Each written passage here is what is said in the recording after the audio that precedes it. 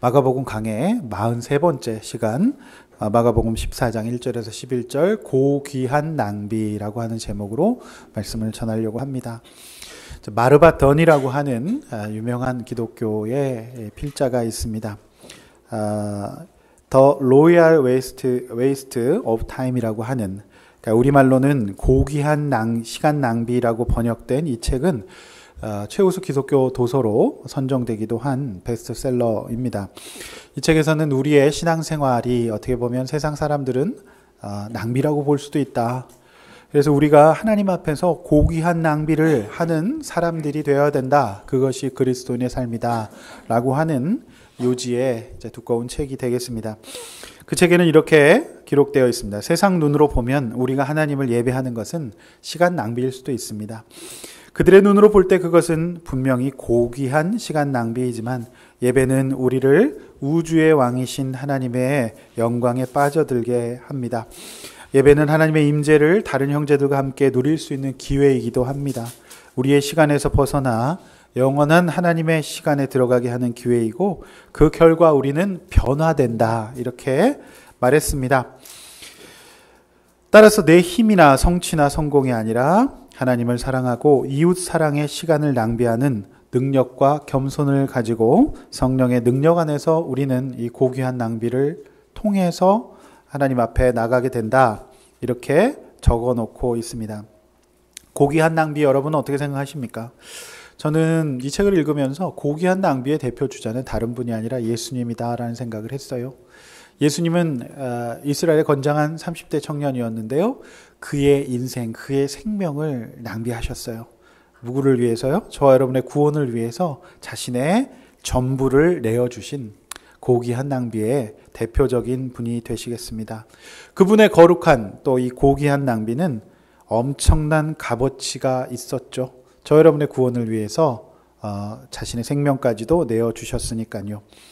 고귀한 낭비라는 제목으로 말씀을 전하려고 하는데 귀한 향유로 예수님의 왕되심을 인정하고 동시에 예수님의 장례를 준비한 한 여인의 행동을 중심으로 예수님의 주변 사람들의 태도 그리고 예수님의 이 여인의 행동에 대한 평가를 나눠서 보려고 합니다. 첫 번째는 이제 고귀한 낭비를 비난하는 사람들의 모습을 통해서 우리가 교훈받아야 되고요. 또 하나는 고귀한 낭비를 예수님이 어떻게 인정해 주시는가, 예수님이 어떻게 평가하시는가 여기에 대해서 살펴보고 결론을 내리는 설교를 준비했습니다.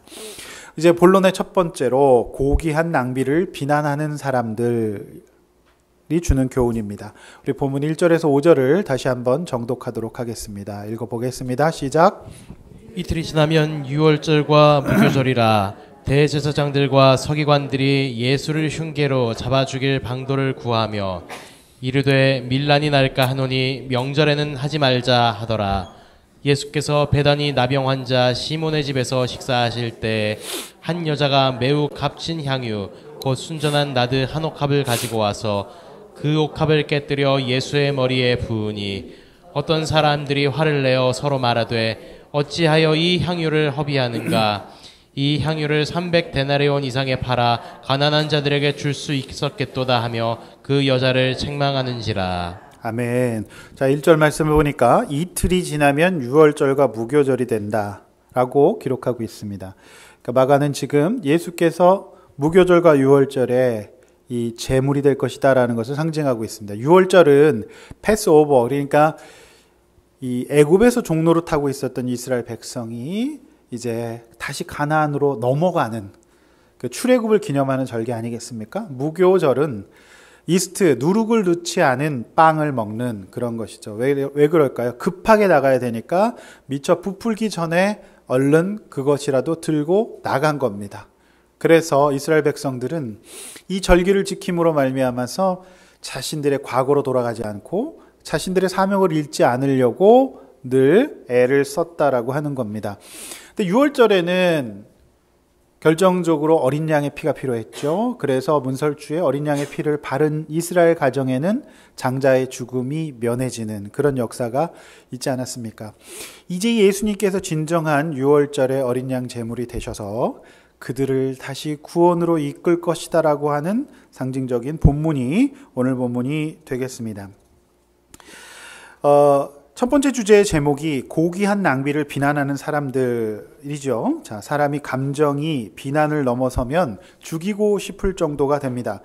오늘 예수님께서 유월절 어린 양이 되셔서 우리의 구원을 이루시고자 하실 때 저들 종교 지도자들의 반응은 어땠죠? 오늘 본문 1절에 보니까 비난을 넘어 죽이고자 했습니다. 거기까지 확장이 되는 거죠. 왜 그랬을까요? 저들의 기득권을 흔들어 놓는 그 어떤 시도도 용납할 수가 없었고 짜증이 나서 미칠 지경이었습니다. 2절 말씀처럼 밀란이라도 일어나서 어렵게 유지하고 있는 저들의 기득권이 로마 정부에 밑보여서 빼앗기게 될 경우에 생각만 해도 상상만 해도 싫은 그 결과가 올 것을 예측하고 그들은 너무너무 예수가 싫었던 것 같습니다. 저들의 밥그릇이 날아갈 것이었기 때문에 너무너무 화를 내고 있다라고 하는 거죠. 저는 오늘 본문을 보면서 참으로 안타까운 거는 교회 안에 있는 사람들이라고 할 수 있는 제자들의 태도가 예수님을 죽이고자 했던 대제사장과 서기관들과 크게 달라 보이지 않는다는 겁니다. 왜 그랬을까요? 오늘 그걸 잘 생각해 봐야 합니다. 오늘 본문에 4절에 보면 어떤 사람들이 이렇게 기록하고 있는데 다른 이제 같은 이 사건을 기록한 복음서를 보면은 마태복음은 26장에서 제자들이라고 명시하고 있어요. 그러니까 이 어떤 사람들은 제자들이었 것으로 보입니다. 또 요한복음 12장은 특정한 한 인물을 명시하고 있는데 그것은 가룟 유다예요. 그러니까 가룟 유다가 이 여인의 행동을 보고 도대체 말이 되느냐 하면서 이 여인을 막 혼내는 그런 장면이 기록되어 있습니다. 자, 오늘 이 본문에 300데나리온 향유의 옥합을 어떤 여인이 이제 붓는데요. 예수님께서 베다니 나병 환자 시몬이라고 하는 사람의 집에 식사하러 들어가셨어요. 바로 그때 한 여인이 매우 값진 순전한 나드 한 옥합을 예수님의 머리에 부었다라고 합니다. 자, 나드라고 하는 거는 인도산이에요. 인도산인데 식물의 뿌리에서 굉장히 조금 나오거든요. 그거를 채취해서 가공한 고급 향유가 되겠습니다. 본문은 이 나디의 가격이 300데나리온이 넘었다라고 기록하고 있습니다.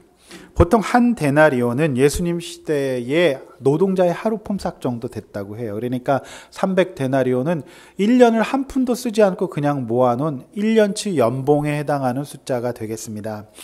그러니까 요즘으로 치면 우리 그 막노동의 그 초보자들 막노동 임금이 보수적으로 잡아서 한 7만 원, 8만 원 된다고 해보면 그걸 300일을 모으면 7만 원 정도 잡으면 2,100만 원, 8만 원 정도 잡으면 2,400만 원에 해당하는 큰 돈이었습니다.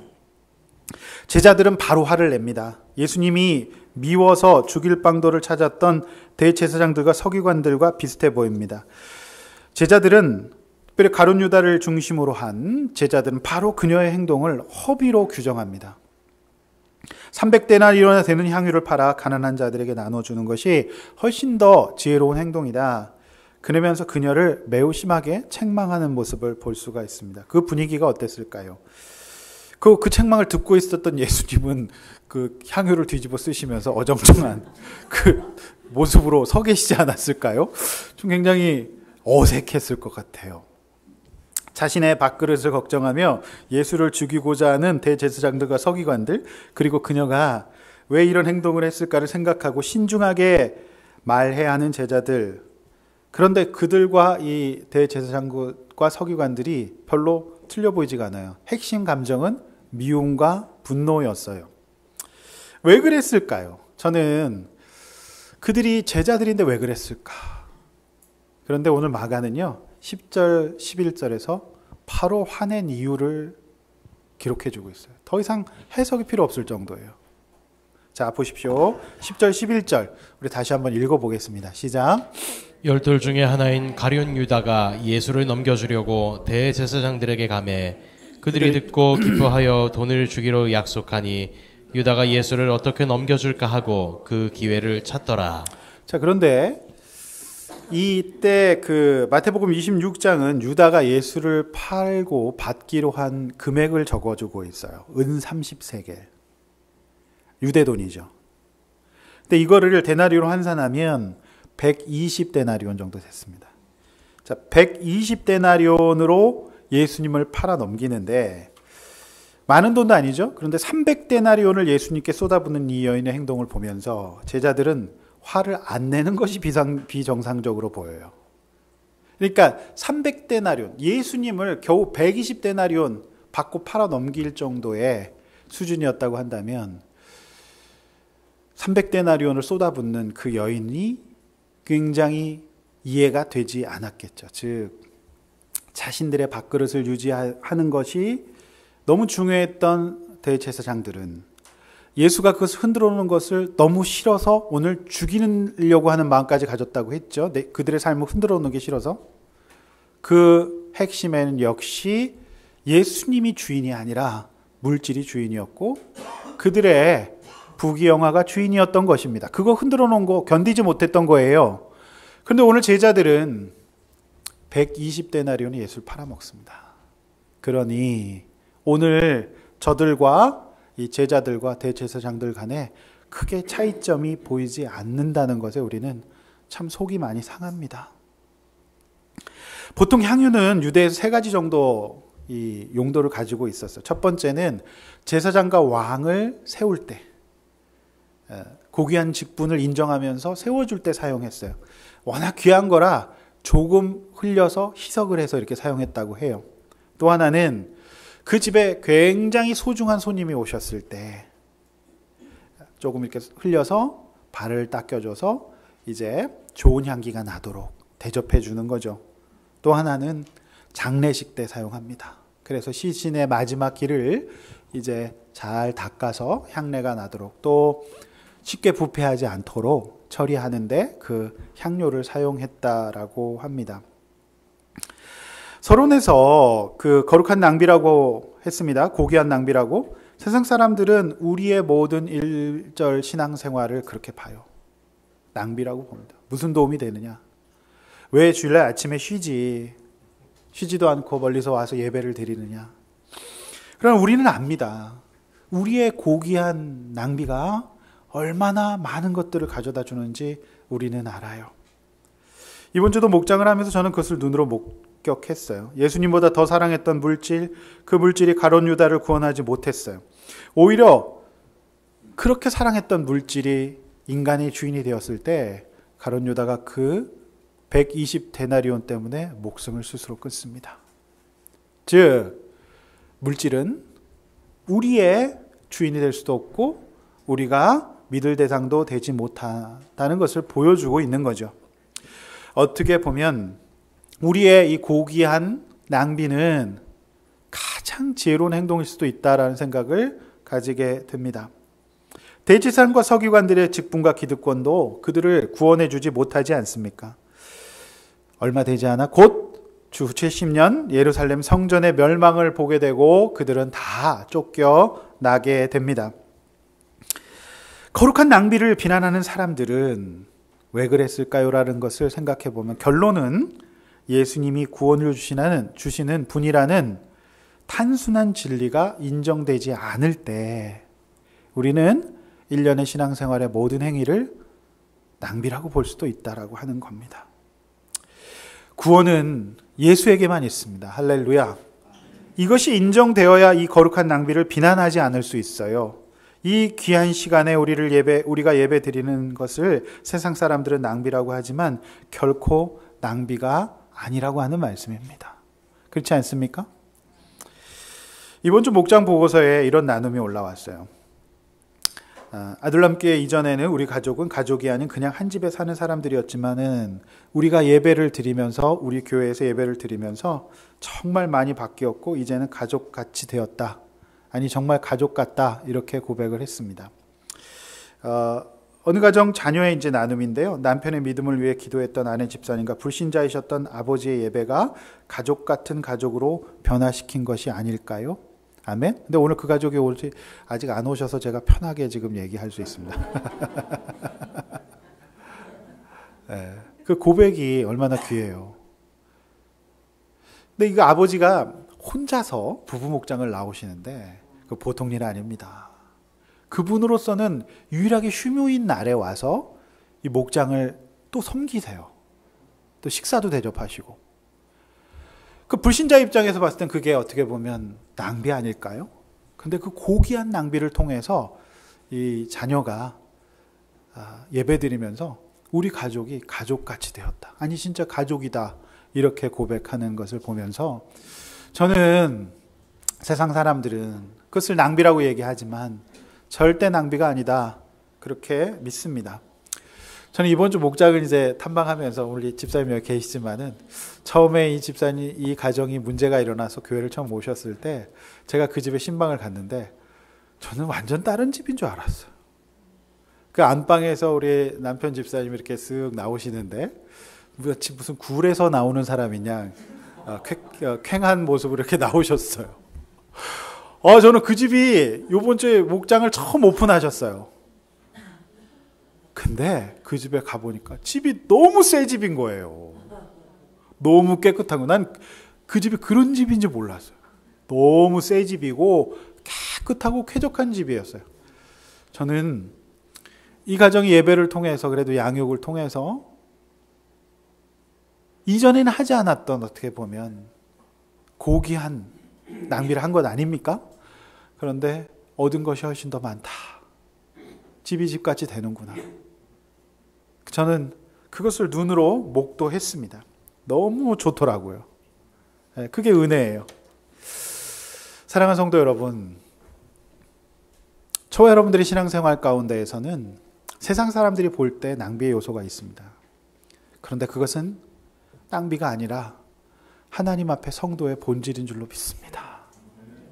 세상 사람들은요, 낭비를 얼마나 하는지 몰라요. 정말 낭비를 많이 하죠. 잠깐의 쾌락과 즐거움과 기쁨을 위해서 엄청난 낭비를 해요.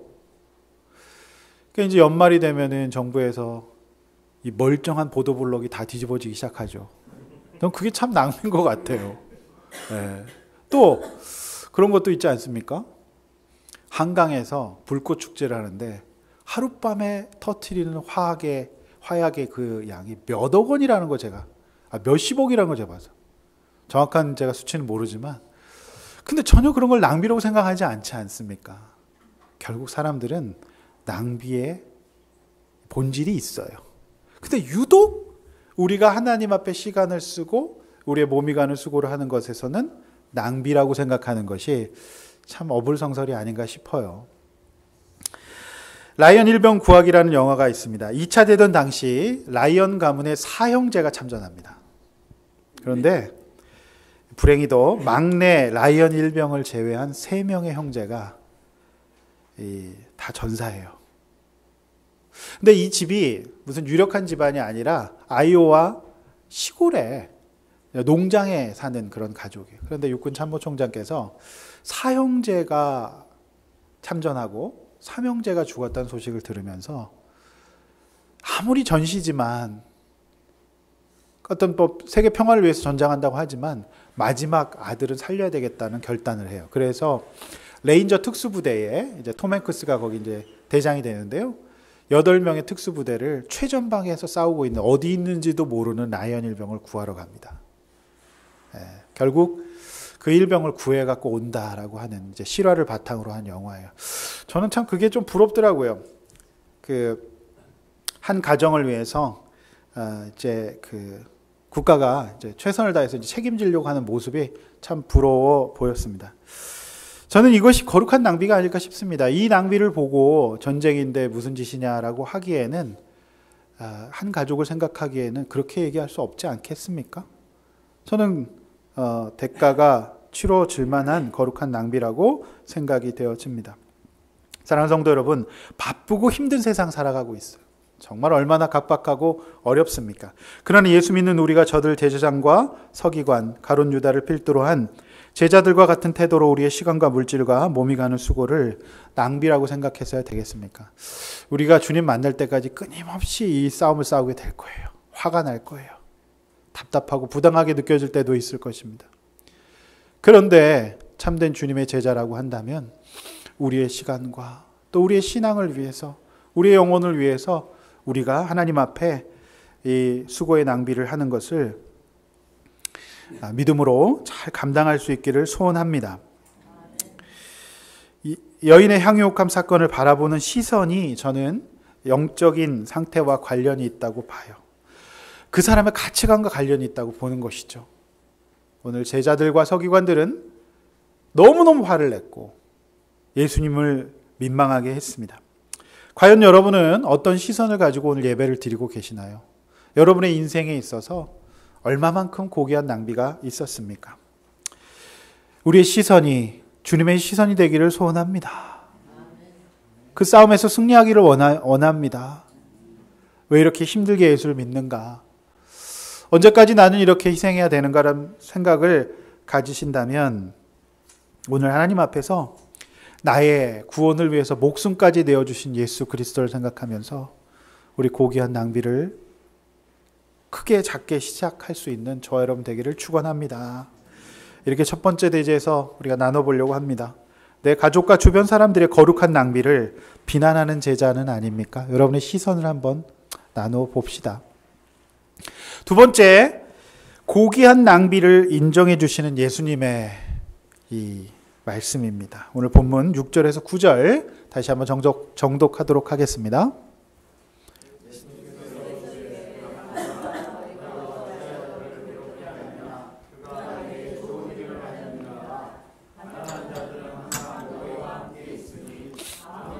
원하는 대로 도울 수 있거니와 나는 너희와 항상 함께 있지 아니하리라. 그는 힘을 다하여 내 몸에 향유를 부어 내 장례를 미리 준비하였느니라. 내가 진실로 너희에게 이르노니 온 천하에 어디서든지 복음이 전파되는 곳에는 이 여자가 행한 일도 말하여 그를 기억하리라 하시니라. 자, 오늘 본문 6절 이하에는 이 여인의 행동에 대한 예수님의 평가가 나옵니다. 제자들의 평가와는 결을 달리하고 있습니다. 예수님께서는 이 여인의 행동을 인정해 주시고 좋은 일을 하였고 장차 그녀의 행동을 기억하라고까지 말씀해 주십니다. 과연 이 여인의 행동을 예수님께서 왜 이렇게 평가하셨을까를 하나하나 살펴보려고 하는데, 특별히 저는 이 예수님의 표현이 좋은 일이다라고 표현하셨어요. 그러니까 이거는 옳고 그름의 잣대가 아니라는 겁니다. 물론 이 300데나리온이라고 하는 이 재물을 팔아서 구제할 수도 있습니다. 근데 예수님이 어떨 때는 한 가난한 자를 대접하는 것이 내게 하는 것이라고 말씀하셨잖아요. 그래서 이 본문을 갖고 일방적으로 봐서는 안 되고 왜 예수님께서 이렇게 말씀하셨는지의 그 의미와 문맥을 보고 해석해야 되거든요. 그래서 옳은 일이다라고 했던 특별한 이유가 저는 한 3가지 정도가 보여요, 본문에서. 이 상징성과 시의성과 진정성. 그러니까 예수님에게 이것이 옳았던 것이에요. 그러니까 좋았던 거죠. 옳았던 것이 아니라. 그러니까 좋았다라고 하는 표현이 우리가 이제 잘 봐야 합니다. 저는 첫 번째로 이 본문을 이제 천편일률적으로 해석할 것이 아니라 왜 예수님이 좋았다고 할까? 저는 이 여인의 행동이 가지고 있는 상징성이 있어요. 그게 예수님 보실 때 너무 좋으셨던 것 같아요. 자, 보십시오. 제사장은 기름을 부어서 세우죠. 어디서 세웠습니까? 성전에서죠. 헤롯 성전은 예루살렘의 6분의 1을 차지할 정도로 화려하고 거대한 건축물이라 말씀드렸죠. 저들 대제사장들은 거기서 세움을 받았어요. 기름으로. 근데 예수님께서는 그 성전이 멸망될 것이라고 말씀하셨죠. 그런데 예수님은 진정한 대제사장이시잖아요. 제가 이 본문을 묵상하면서 참 이 여인의 행동이 참 상징적으로 좋았구나라고 싶은 게 뭐냐면, 오늘 예수님이 기름 부음 받았던 그 장소는 성전이 아니라 어디죠? 이 나병 환자 시몬의 집이었어요. 베다니는 나병 환자의 집성촌이었어요. 그러니까 예수님께서 나병 환자 시몬의 집에서 제사장으로 기름을 부었다라고 하는 것은 예수께서 하실 사역이 어떤 것인지를 보여주는 굉장히 상징적인 행동이에요. 예수님은 거기서 기름 부음 받고 싶었어요. 화려한 무너진 성전이 아니라 바로 아무도 들어가지 않고 사람들이 무시했던 베다니, 그리고 나병 환자 시몬의 집에서 기름 부음을 받기를 원하셨던 거죠. 그런데 아무도 예수님을 제사장으로 인정해 주지 않아요. 심지어 제자들마저도. 어설픈 신앙을 가지고 있었기 때문에 곧 예수님을 팔아넘기고 다 배신하고 떠날 자들이었어요. 그런데 그 중에 유일하게 이 여인만 오늘 어디서? 그 베다니에 와서 시몬의 집에서 예수님을 기름 부는 거죠. 이게 이 행동이 너무 상징적으로 예수님은 좋으셨던 것 같아요. 오늘 우리 예수님께서는 문둥병, 이 나병 같은 이 어떤 절망과 변화되지 않을 것 같고, 참으로 사람들의 무시와 이 어떤 그 책망을 받고 격리되어 있는 사람들, 저 여러분의 인생을 구원하는 제사장으로 오셨는 줄로 믿습니다. 그게 너무너무 좋으셨던 것 같아요. 바로 그때 성전에 계실 때 기름 부었다면 예수님이 안 좋아하셨을 것 같아요. 예수님께 성전을 꽤 체류하시지 않았습니까? 그런데 그곳에서 기름 부은 이것이 너무너무 좋았던 것 같으세요. 우리나라에도 이제 소록도라고 하는 지역에 이제 나병 환자, 이 집단 거주지가 제일 유명하지 않습니까? 그런데 의외로 여러분 전국에 나병 환자 집단촌이 산재되어 있어요. 굉장히 많아요. 그러니까 우리 교회를 중심으로 한 지역에는요, 2군데가 있었어요. 한 50년 전까지만 했어도 있었습니다. 대표적인 게 이제 수지 동천동 지역이에요. 그 지역이 나병 환자 집성촌이었어요. 음성 나병 환자. 예. 여러분 지금 이렇게 천지개벽이 돼서 아파트가 많아졌지만 옛날에 수지와 동백은 완전한 시골이었다 그래요. 산적이 나올 법한 동네였다 그래요. 인적이 드물고. 여러분이 동백 우리 지역에 가까운 어정 지역이 또 나병 환자 집성촌이었다 그래요. 그래서 음성 환자들이 먹고 살아야 되니까 가구를 만들어 팔기 시작했어요. 그래서 아직도 어정 가구 단지가 남아있지 않습니까? 네. 여러분, 이 베다니는 아무도 가지 않는 지역이었어요.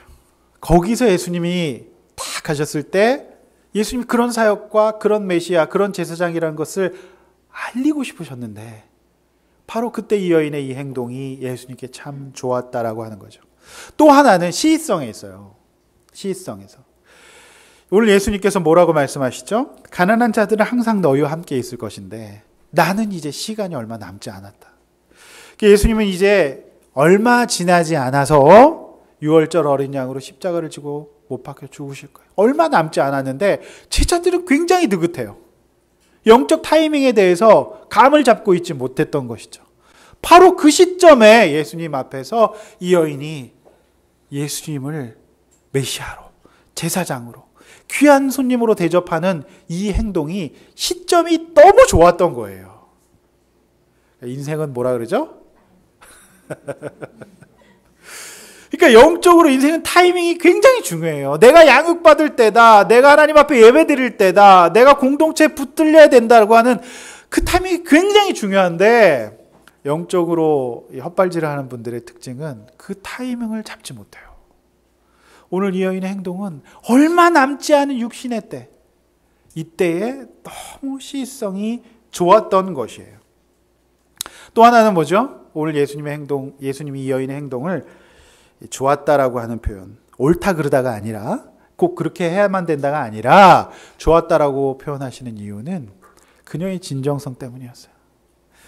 저는 이 본문을 쭉 보면서, 우리의 마가복음 지금까지 보면서 십자가의 길에 아무도 인정하거나 동참해주지 않아요.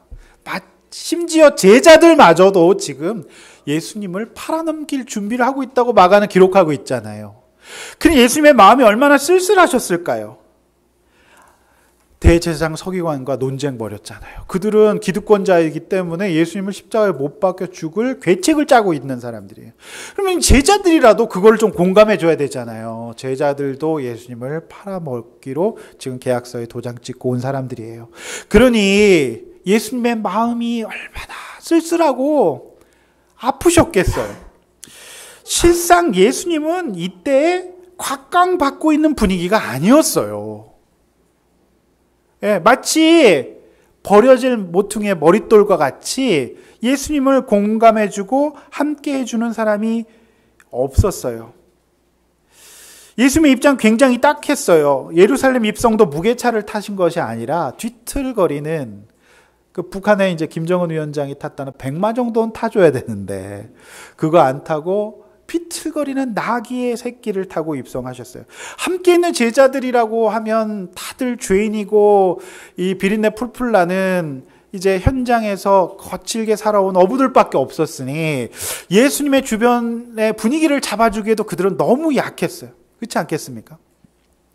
아무도 그를 메시아로 인정하고 그를 존중하고 그가 갈 길에 대해서 지지해주고 있지 않았던 그 시점에서 이 여인이 값비싼 향유를 아낌없이 부어드림으로 예수님을 위로하고 예수님을 사랑했던 것이 아닙니까? 예수의 발을 닦아드림으로 예수님을 참된 제사장으로 참된 어린 양으로 높여드린 그의 진정성, 특별히 그 귀한 것에 담긴 그의 진정성을 예수님께서는 옳다 그르다가 아니라 좋았다라고 말씀하시는 거예요. 여러분이 예수님의 이 여인의 행동에 대한 평가를 어떻게 생각하십니까?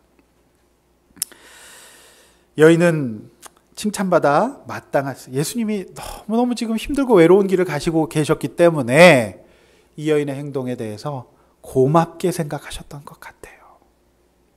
경제 논리로 계산할 수 없는 감사함과 고마움이 또 인간이셨던 예수님께 있었던 것 같습니다. 기독교 역사의 수많은 이 여인들의 섬김을 통해서 하나님 나라가 확장되었다는 것을 우리는 알 수 있어요. 이 여인은 기독교 역사 2000년에서 계속 순간마다 등장합니다. 여러분 그 아프리카 선교의 아버지가 있어요. 아프리카 선교의 아버지는 리빙스턴 선교사입니다. 이분을 빼놓고 선교 역사에서 이분을 빼놓고 설명할 수 없을 정도로 대단한 선교사님이세요. 그런데 이분이 어떻게 이런 일을 하게 되셨는지 아십니까? 이분은 영국 출신이에요. 영국의 시골 출신인데 그날 마침 그 마을에 부흥회가 열렸어요. 그래서 어떤 유명한 목사님께서 오셔서 말씀을 잘 준비하고 최선을 다해서 말씀 전할 준비를 하고 있는데 마침 그날 태풍이 왔어요. 엄청난 태풍이 와가지고 지금 부흥회 시간 다 됐는데 아무도 오지 않는 거예요. 목사님은 낙심하셨겠죠. 내가 이렇게 시골에 와서 말씀 전하는데 아무도 오지 않았어요. 그래서 저는 이제 태풍이 한번 와봤으면 좋겠어요. 누가 여기 이제 오실 수 있는가. 그런데 예배 시간이 됐는데 비에 흠뻑 젖은 조그만 어린아이가 예배당에 들어와갖고 탁 앉더래요. 목사님 순간 갈등하셨대요. 이거를 예배를 인도해야 되나 다음에 와라 얘기를 해야 되나. 그런데 성령께서 저 한 영혼을 위해서 네가 향유를 부어라 그런 생각이 들더래요. 그래서 이 목사님 마치 1000명을 놓고 설교하듯이 최선을 다해 설교를 하셨대요. 한 명 놔두고. 예배가 마치고 이 어린 소년이 하나님 앞에 자신의 삶을 드리겠다라고 소원했대요. 훗날 그 암흑의 대륙 아프리카에 하나님의 빛을 전한 데이비드 리빙스턴이 바로 그 소년이었습니다. 그의 헌신을 통해 수많은 유럽의 젊은이들이 선교사로 헌신하게 되고 그 모든 일은 폭풍우 치던 그날 밤 한시골교회 교회의 이 목사님이 헌신을 다해 말씀을 전하신 그 역사로 가능했던 일이에요. 저는 그것도 향유 붓기라고 생각됩니다. 할렐루야. 우리 교회에 이제 어머니와 동생분이 교회를 나오신데 그 언니분이 이제 캐톨릭 구교 신앙을 갖고 계셔요. 저는 이제 너무 마음이 아픈 게 언니가 몸이 좋지 않으신데 병원에 잘 안 가세요. 얼른 이제 그게 제일 급하거든요. 저는 너무너무 걱정이 돼요. 딸을 놓고 기도하시는 어머니의 마음, 집사님의 마음, 또 언니를 위해서 기도하는 동생의 마음도 마음이 아픕니다.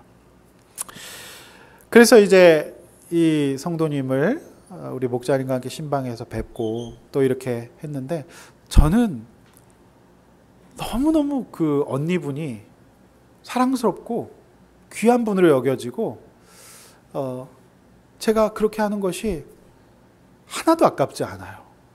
더 잘해드리고 싶어요. 그래서 이 언니분이 지금 성당을 나가시니까 신부님 말씀을 좀 들을 것 같잖아요. 그래서 제가 성당 신부님께 전화를 드렸어요. 한 방에 딱 통화가 되더라고요. 그래서 저는 이제 언니와 동생분과 어머니가 나오는 개신교 교회 목사입니다. 우리 누구누구 성도님 아십니까? 잘 아신다. 그러니까 신부님께서 한숨을 쭉 내시더니 그 성도님 제 말도 잘 안 듣습니다. 그렇게 얘기하시더라고요. 그래서 신부님, 우리가 뭐 개종 여부를 떠나서 한 영혼이 몸이 건강해야 살지 않습니까? 일단 신부님 와서 설득 한번 해주십시오. 저랑 같이 신방 한번 가주시지 않겠습니까? 성당을 몸이 안 좋아서도 못 가신 지도 그 성당 오래되셔서. 그랬더니 신부님이, 목사님 한 영혼을 이렇게 소중히 여기시는 목사님 존경스럽습니다 하면서 저를 굉장히 격려해 주시더라고요. 저를 좋게 보시더라고요. 그래서 조만간 나를 잡아서 신구교 합동신방이 곧 있을 예정입니다.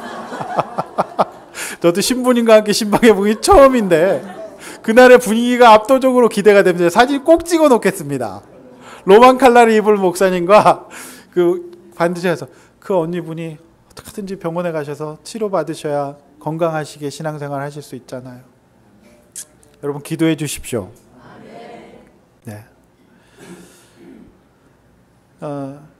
저는 이 언니분이 굉장히 몸이 약하시고, 그런데 저는 너무너무 좋아요. 그리고 전혀 아깝지 않습니다. 얼마든지 더 해드리고 싶은 마음에. 그러니까 저의 작은 향유 붓기예요.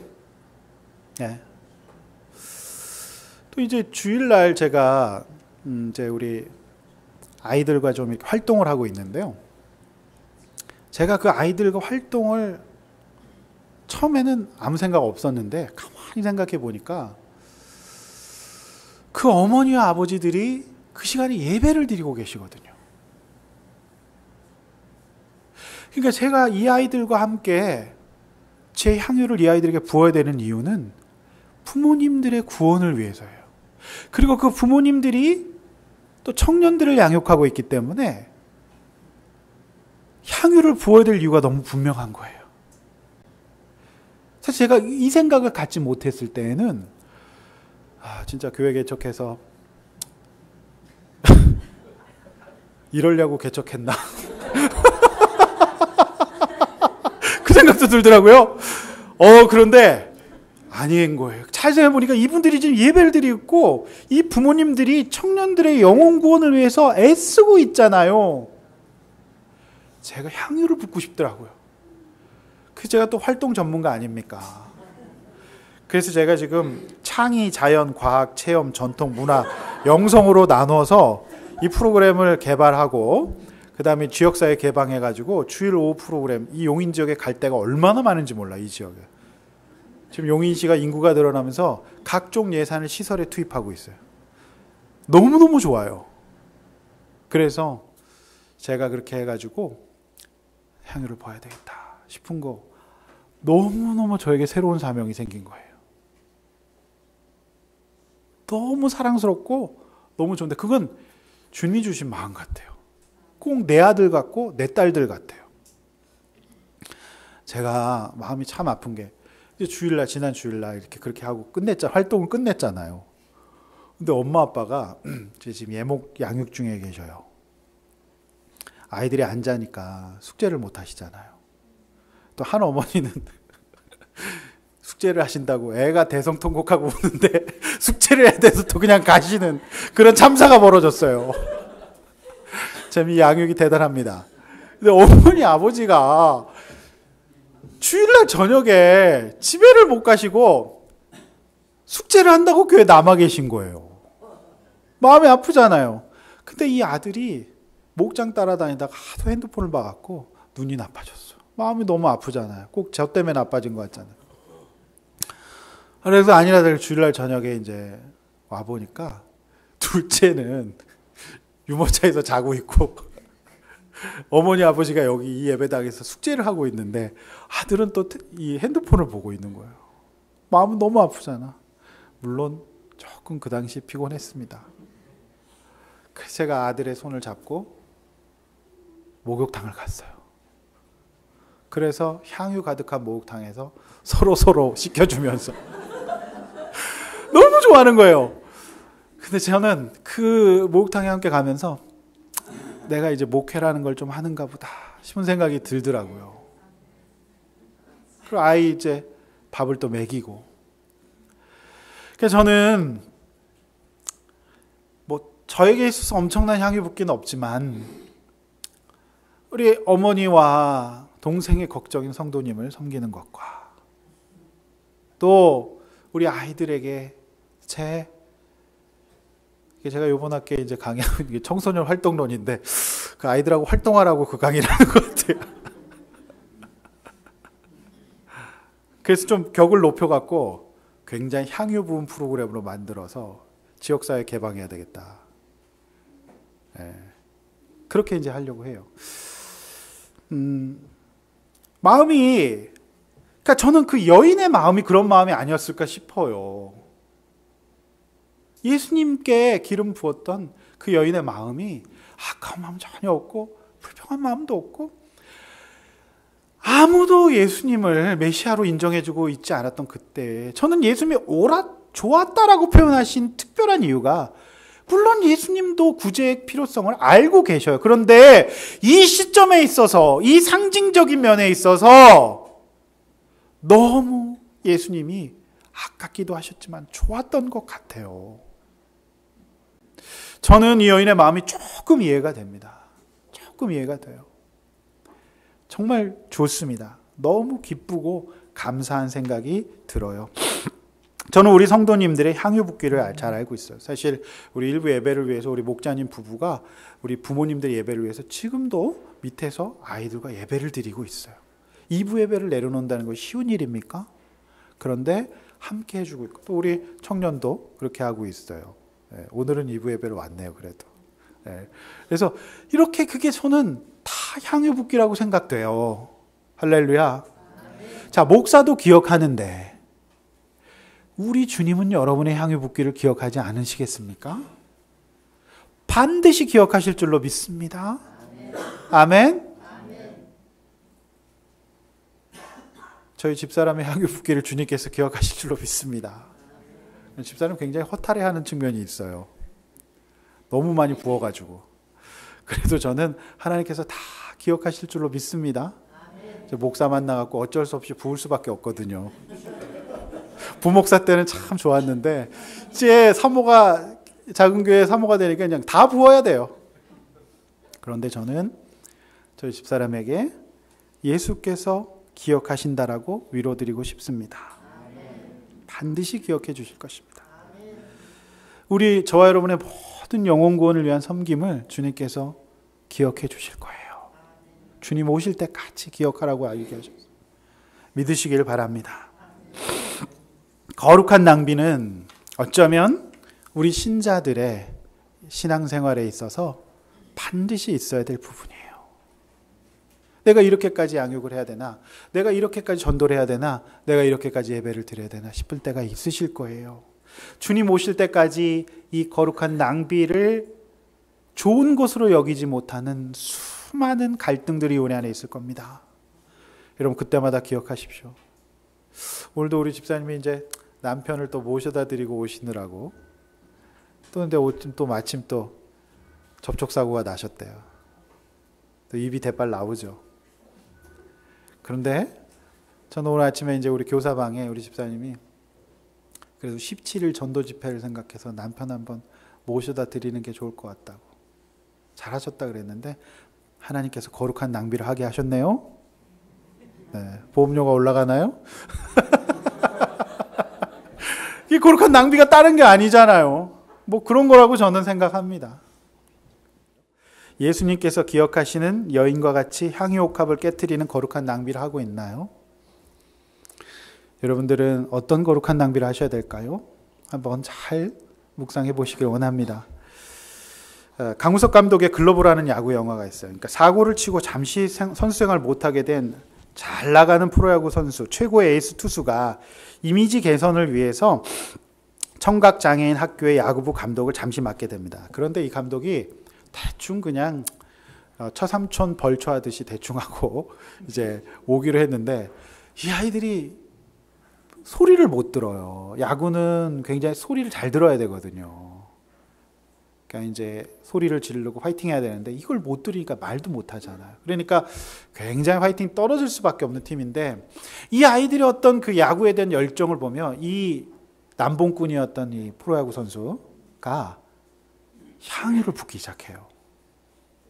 대충 하고 그냥 가려고 그랬는데 정성껏 지도하기 시작합니다. 그래서 이 아이들이 시합에 나가게 됩니다.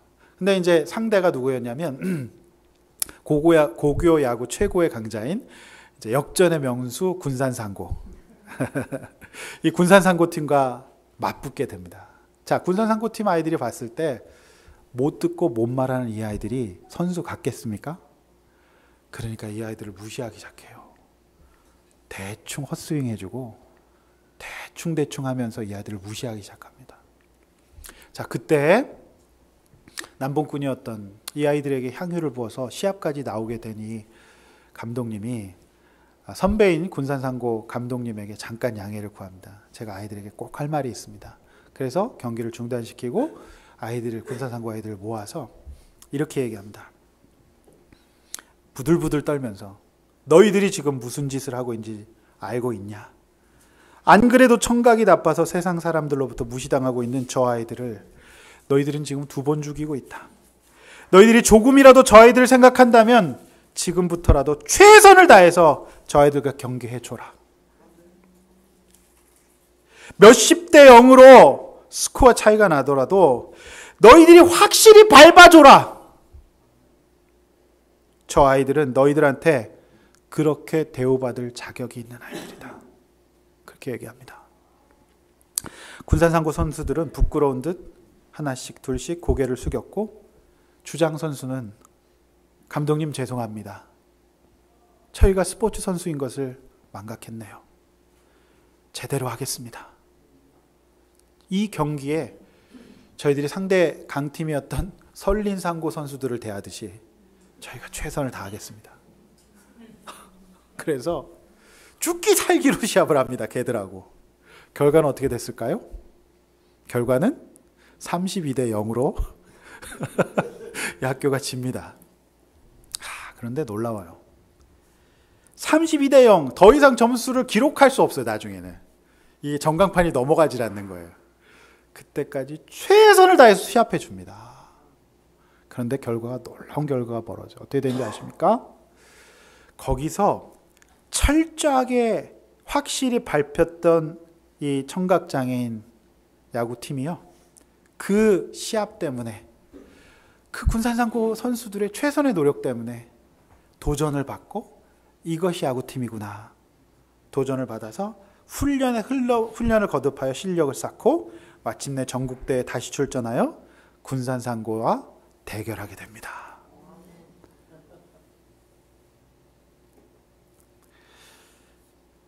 마치 주님께서 저는 그 군산상고 선수들의 최선을 기억해 주신 것 같다는 생각이 들어요. 저는 개인적으로 초대 한국 교회사를 참 좋아합니다. 볼 때마다 은혜가 돼요. 왜냐하면 100여 년 전 무너져가는 동방의 작은 나라 조선을 위해 열강에게 짓밟혀 어떠한 소망도 보이지 않는 조선이라고 하는 나라에 당시 최대의 엘리트 선교사님들, 저마다 의학 박사학위를 가지고 있었던 참으로 너무너무 탁월한 건전한 신앙을 갖고 있었던 선교사님들이 저들의 인생을 낭비해 줍니다. 수요일 날도 말씀드렸듯이 진주와 통영지역은 호주 선교부에서 담당했는데 한 의료 선교사님이 26세 우리나라에 와서 순교의 제물이 되십니다. 그것을 보고 어찌 낭비라고 얘기할 수 있겠습니까? 오늘날 한국 기독교가 세계 2위 선교 국가가 되고 전 세계에서 가장 큰 장로교회와 순복음교회가 있는 것은 저들의 고귀한 낭비가 열매 맺은 줄로 믿습니다. 사랑하는 성도 여러분, 선교사님들의 그 거룩한 낭비를, 고귀한 낭비를 우리는 기억해야 될 줄로 믿습니다. 2000년 전 아무도 존중하고 제사장으로 귀한 손님으로 대접하지 있지 않았던 예수님을 온 마음 다해 섬기고 사랑했던 여인의 행동이 필요한 시대는 바로 지금이에요. 낭비라고 하지만 돌이켜보면 이 세상에는 대의를 위한 낭비가 곳곳에 존재하고 있어요. 그러므로 예수 믿는 사람이 거룩한 낭비를 하지 않는 것은 이상한 일이에요. 책망받아 마땅한 일입니다. 목사도 기억합니다. 예수님은 당연히 저와 여러분의 모든 거룩한 낭비를 기록하시고 기억해 주실 줄로 믿습니다. 우리의 믿음과 신앙이 예배와 헌신을 비난하는 시대에 살고 있어요. 굴하지 말고 예수님께 기억되는 저와 여러분이 되시기를 주님의 이름으로 간절히 축원합니다. 우리 한 공동체가 시작되는 시점에 이제 아이로 치면 영아예요. 1살 반밖에 되지 않았어요. 여러분, 저뿐만 아니라 우리 모두가 우리 참으로 가정을 살리고 다음 세대를 살리고 말씀을 묵상하는 참된 공동체를 세우는 이 일에 거룩한 낭비를 마다하지 않는 저 여러분 되시기를 간절히 축원합니다. 찬송하고 기도하시겠습니다.